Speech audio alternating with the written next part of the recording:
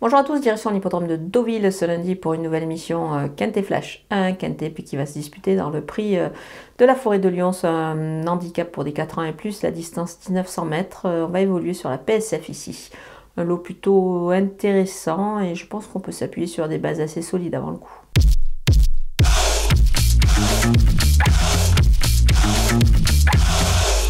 On attaque avec les bases des numéro 11, Luman. Il a réalisé une super valeur cet été sur ce parcours à Deauville. Moi, je pense qu'ici, le fait de revenir justement ici, c'est un plus. Il pourrait remettre ça. Moi, j'y crois beaucoup.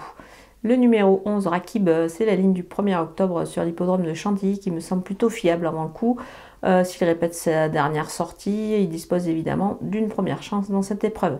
Le numéro 3, Wild Panty, on la connaît bien aussi, elle est confirmée dans cette catégorie. La distance lui convient parfaitement et surtout aussi la surface, une surface qu'elle affectionne. Prise à sa valeur, à mon avis, elle détient vraiment une première chance.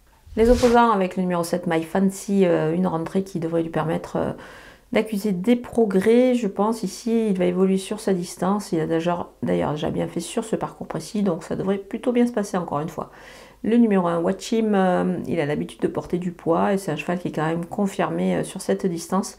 Il a déjà également bien fait sur le parcours, donc ça fait des atouts dans son jeu. Le numéro 5, Allure, elle affectionne ce genre de parcours et surtout cette surface de la PSF.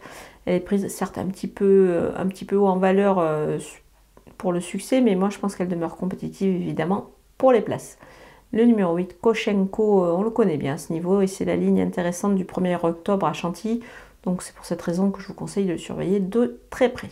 Mon coup de poker numéro 12, Vazir, il a pris 3 kg sur sa victoire dans un handicap certes moins relevé, mais attention, là ici il change de registre et je pense qu'il a encore sa chance.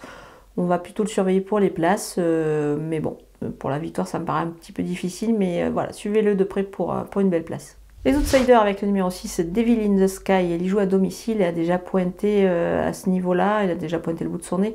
À l'issue, à mon avis, d'une bonne course, il peut pourquoi pas se glisser à l'arrivée. Le numéro 9, Village Anglais, son poids légèrement en baisse, c'est beaucoup mieux pour lui. Il a repris de la fraîcheur et revient sur une distance un peu plus longue cette fois, donc il faut voir. Le numéro 2, Cassius, il revient sur une distance plus courte, mais doit se montrer un petit peu rassurant, c'est sûr, mais on va quand même s'en méfier pour une combinaison élargie. Le numéro 4, Love is Gold, une légère perte de poids. C'est pas suffisant encore, je pense, pour disputer les premières places, mais il faut le voir.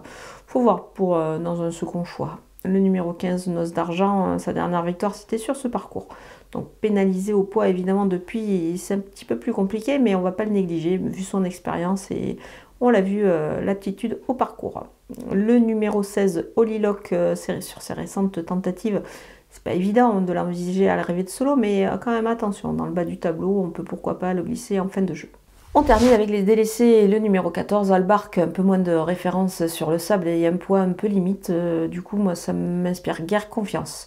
Le numéro 13, Népalais, un poids en chute libre, il a du mal à refaire surface et surtout à démontrer ce qu'il avait dévoilé précédemment, ses anciennes valeurs.